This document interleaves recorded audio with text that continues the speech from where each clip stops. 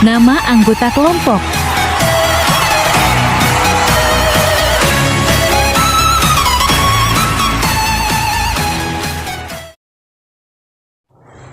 Pandemi COVID-19 saat ini sedang melanda seluruh dunia termasuk di Indonesia. Di Indonesia sendiri, salah satu sektor yang paling terdampak adalah sektor ekonomi. Kita ketahui bersama bahwa sektor ekonomi merupakan sektor yang sentral bagi jalannya kehidupan suatu negara. Melihat hal ini, pemerintah pun menawarkan solusi, yaitu dengan mengambil dua kebijakan. Yang pertama adalah kebijakan fiskal dan yang kedua adalah kebijakan moneter. Apa pengertian kebijakan fiskal dan kebijakan moneter? Dan apa saja contohnya? Berikut akan kami jelaskan. Jadi baik, di sini saya akan menjelaskan tentang kebijakan fiskal. Kebijakan fiskal adalah kebijakan yang berkaitan dengan pengaturan pengeluaran pemerintah dan perpajakan yang ada di Indonesia. Berdasarkan informasi dari website Pemerintah Keuangan Republik Indonesia, ada beberapa kebijakan yang diberlakukan pemerintah untuk mengatasi pandemi COVID-19. Yang pertama itu adalah kebijakan refocusing kegiatan dan realokasi anggaran. Refocusing kegiatan adalah pengganti fokus kegiatan ekonomi pemerintah ke arah penanganan COVID-19, seperti pengadaan masker, hand sanitizer, alat cek suhu, obat-obatan, insentif tim medis, dan vaksin. Kemudian untuk realokasi kegiatan, itu ada pengganti arah alokasi anggaran APBN pemerintah ke pengadaan COVID-19. Seperti perlindungan sosial, misalnya Kartu Indonesia Pintar dan sembako. Selain itu juga insentif bagi dunia bisnis usaha khususnya untuk sektor UMKM dan sektor informasi, seperti pedagang kaki lima, peternak, pertanian, dan sektor-sektor informasi lainnya.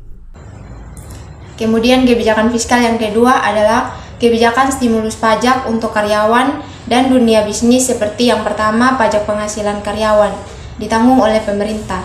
Kemudian juga pembebasan pajak penghasilan impor, ada juga pengurangan angsuran pajak penghasilan serta pemberian insentif atau fasilitas pajak, pertambahan nilai bagi sektor-sektor yang terdampak oleh pandemi COVID-19. Kebijakan fiskal yang terakhir adalah kebijakan yang mengarahkan pembelian dan pengeluaran pemerintah untuk memprioritaskan pembelian kebutuhan ke UMKM. Kemudian mendorong BUMN untuk memberdayakan UMKM yang ada di Indonesia, serta memasukkan produk-produk dari UMKM ke dalam katalog milik pemerintah. Selanjutnya adalah kebijakan moneter, yaitu kebijakan yang berkaitan dengan pengaturan jumlah uang yang beredar di Indonesia dan tingkat suku bunga pada perbankan di Indonesia. Dan ini semua diatur oleh Bank Indonesia.